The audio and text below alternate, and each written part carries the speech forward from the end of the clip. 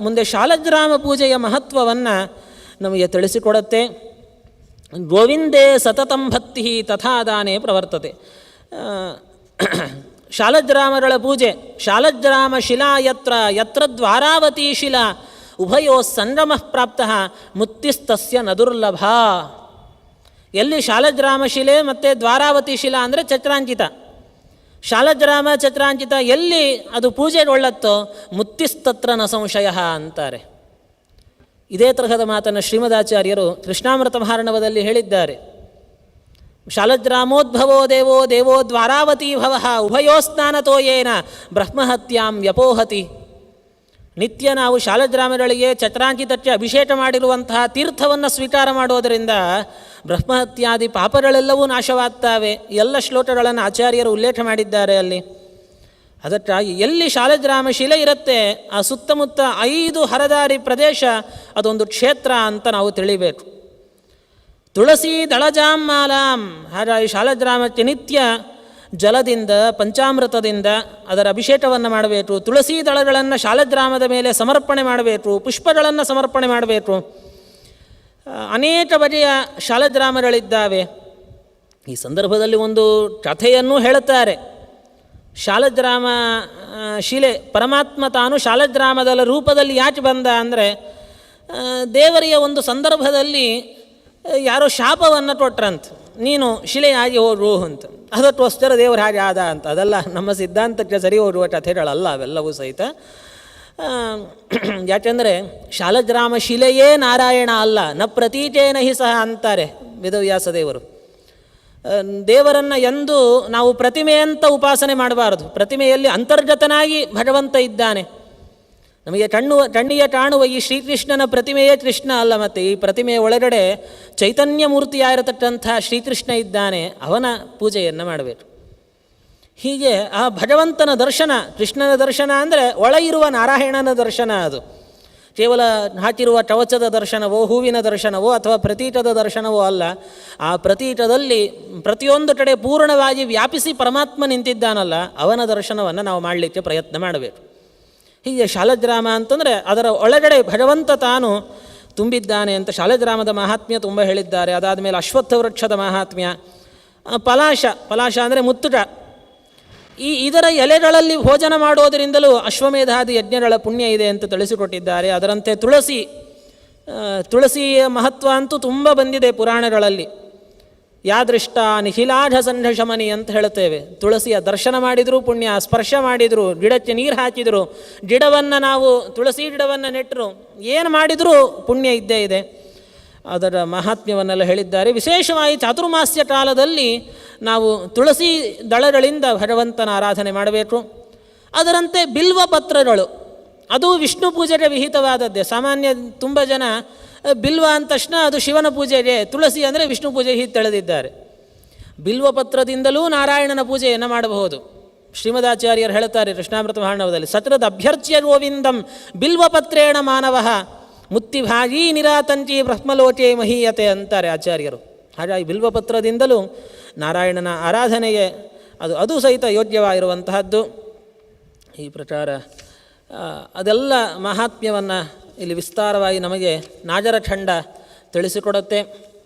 ಇದಾದ ನಂತರ ಮುಂದಿನದ್ದು ಪ್ರಭಾಸ ಖಂಡ ಅಂತ ಒಂದು ದೊಡ್ಡ ಖಂಡ ಬಂದಿದೆ. ಸುಮಾರು 400ಕ್ಕೂ ಹೆಚ್ಚು ಅಧ್ಯಾಯಗಳು ಪ್ರಭಾಸ ಖಂಡದಲ್ಲಿದ್ದಾವೆ. ಈ ಪ್ರಭಾಸ ಖಂಡದಲ್ಲಿ ಮತ್ತೆ 4 ಭಾಗ ಇದೆ. ಮೊದಲನೆಯದ್ದು ಪ್ರಭಾಸ ಕ್ಷೇತ್ರ ಮಹಾತ್ಮ್ಯ ಅಂಥೇಳಿ ಸುಮಾರು 366 ಅಧ್ಯಾಯಗಳಿದ್ದಾವೆ. ಇವತ್ತು ನಾವೇನು ಪ್ರಭಾಸ ಕ್ಷೇತ್ರ ಅಂತ ನಾವು ನೋಡ್ತಾ ಇದ್ದೇವೆ, ಅದರ ಮಹಾತ್ಮ್ಯ, ಸುತ್ತಮುತ್ತ ಇರುವಂಥ ಅನೇಕ ಶಿವಲಿಂಗಗಳು, ತೀರ್ಥಗಳು, ಅದರ ಮಹಾತ್ಮ್ಯ ಬಹಳ ವಿಸ್ತಾರವಾಗಿ ನಿರೂಪಣೆ ಮಾಡಿದ್ದಾರೆ ಪ್ರಭಾಸ ಖಂಡದಲ್ಲಿ. ಎರಡನೆಯದಾಗಿ ವಸ್ತ್ರಾಪಥ ಕ್ಷೇತ್ರ ಮಹಾತ್ಮ್ಯ ಅಂತ ಬಂದಿದೆ. ವಸ್ತ್ರಾಪಥ ಅಂತಂದರೆ ಇವತ್ತಿನ ರೈವತ ಪರ್ವತ. ಕೃಷ್ಣ ಪರಮಾತ್ಮ ತಾನು ರೈವತ ಪರ್ವತದ ಮೇಲುಗಡೆ ಬಂದು ವಾಸ ಮಾಡಿದ ಅಂತ ಭಾಗವತದಲ್ಲಿ ನಾವು ಕಥೆ ಕೇಳುತ್ತೇವೆ. ರೈವತದ ಮೇಲುಗಡೆ ಪ್ರವರ್ಷಣ ಅಂತ ಒಂದು ಜಾಗ ಇದೆಯಂತ. ಅಲ್ಲಿ ಏನು ಅಂದರೆ 24 ತಾಸು ಮಳೆ, ಅಲ್ಲಿ ಮೇಘಗಳು ಯಾವಾಗಲೂ ಮಳೆಯನ್ನು ಸುರಿಸ್ತಾನೆ ಇರುತ್ತವೆ. ಅಂತಹ ಜಾಗದಲ್ಲಿ ಕೃಷ್ಣ ಬಲರಾಮರು ಯಾವಾಗ ಈ ಜರಾಸಂಧ ತಾನು ಎಲ್ಲ ಆಕ್ರಮಣ ಮಾಡಿದ್ದ ಅಂತಹ ಸಂದರ್ಭದಲ್ಲಿ ಕೃಷ್ಣ ಬಲರಾಮರು ಅಲ್ಲಿಗೆ ಬಂದರು ಕಥಾ ಕೇಳುತ್ತೇವೆ ನಾವು. ಮತ್ತೊಂದು ಮೂರನೆಯದಾಗಿ ಅರ್ಬುದ ಖಂಡ ಮಹಾತ್ಮ್ಯ ಅಂತ ಹೇಳುತ್ತಾರೆ. ಅರ್ಬುದ ಖಂಡ ಅಂದರೆ ಇವತ್ತು ನಮಗೆ ಇದು ಸಿಗುವಂತಹದ್ದು ರಾಜಸ್ಥಾನಿನ ಸಮೀಪದಲ್ಲಿ ಉದಯ್ಪುರ್ ಅಂತ ಏನು ಪ್ರಸಿದ್ಧವಾಗಿರತಕ್ಕಂಥ ಒಂದು ನಗರ ಇದೆ. ಅದರ ಸಮೀಪದಲ್ಲಿ ಅರ್ಬುದಾ ಕ್ಷೇತ್ರ ಅಂತ ಇದೆ. ಅರ್ಬುದಾ ದೇವಿ ಅಂತ ಒಂದು ಪ್ರಸಿದ್ಧವಾದ ದೇವಸ್ಥಾನವೂ ಇದೆ ಅಲ್ಲಿ. ಪ್ರಾಯಶಃ ಅದರದ್ದೇ ಮಹಾತ್ಮೆ ಇರಬೇಕು ಅಂತ ತೋರುತ್ತದೆ ಇದು.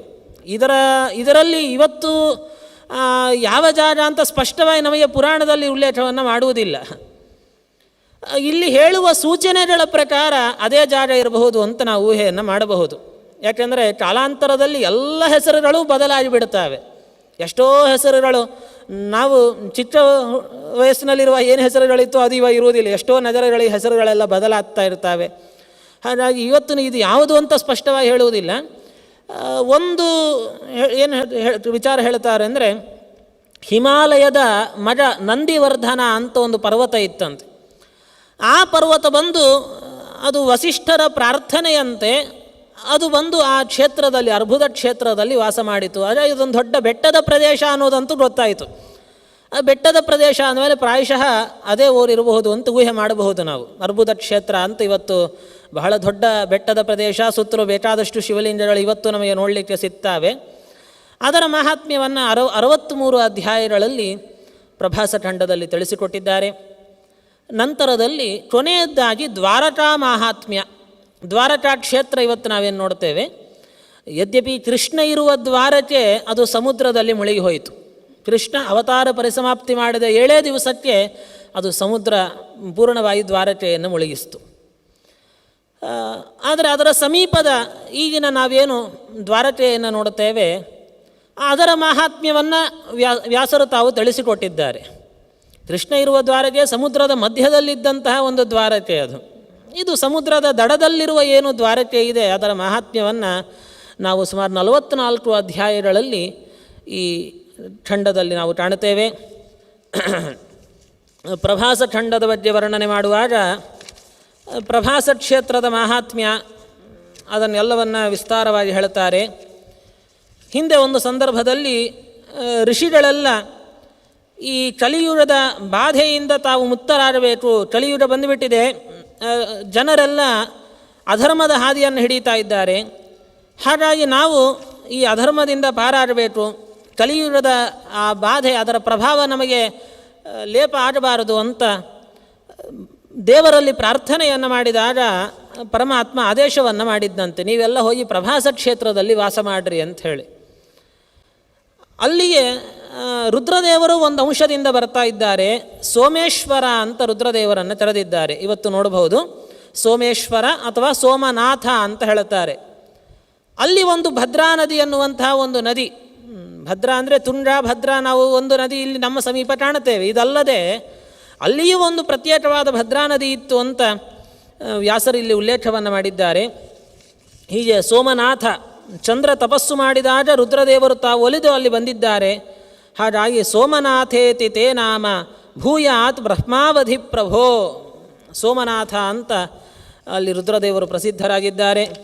ಅದರ ಮಹಾತ್ಮ್ಯವನ್ನು ವಿಸ್ತಾರವಾಗಿ ಇಲ್ಲಿ ತಿಳಿಸಿಕೊಡ್ತಾ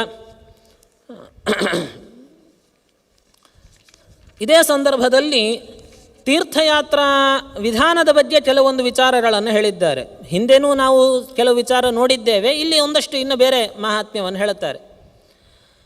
ತೀರ್ಥಯಾತ್ರೆಯನ್ನು ನಾವು ಮಾಡಬೇಕಾದರೆ ಯಾವಾಗ ಹೋಗಬೇಕು, ನಮ್ಮ ಆಹಾರದ ಶುದ್ಧಿ ಎಲ್ಲ ಹೇಗಿರಬೇಕು ಅದನ್ನೆಲ್ಲ ಹೇಳ್ತಾರೆ. ನಮಗೆ ಆ ತೀರ್ಥದ ಯಾತ್ರೆಯ ಪೂರ್ಣವಾದ ಫಲ ಸಿಗಬೇಕು ಅಂತಂದರೆ ಮೊದಲು ನಮ್ಮ ಶರೀರ ಶುದ್ಧವಾಗಿರಬೇಕಂತೆ. ಯಸ್ಯ ಹಸ್ತೌಚ ಪಾದೌಚ ಮನಶ್ಚೈವ ಸುಸಂಯತಂ ವಿದ್ಯಾ ತಪಶ್ಚ ಕೀರ್ತಿಶ್ಚ ಸತೀರ್ಥ ಫಲಮಶ್ನುತೆ. ಬಹಳ ಅದ್ಭುತವಾದ ಮಾತನ್ನು ವ್ಯಾಸರು ಹೇಳುತ್ತಾರೆ. ಯಾರಿಗೆ ಪ್ರಧಾನವಾಗಿ ಎಲ್ಲ ಇಂದ್ರಿಯಗಳ ನಿಗ್ರಹ ಇದೆಯೋ, ಮನಸ್ಸಿನ ನಿಗ್ರಹ ಇದೆಯೋ, ಅಂಥ ವ್ಯಕ್ತಿಗೆ ಮಾತ್ರ ತೀರ್ಥಕ್ಷೇತ್ರದ ಪೂರ್ಣವಾದ ಪುಣ್ಯ ಬರುತ್ತೆ.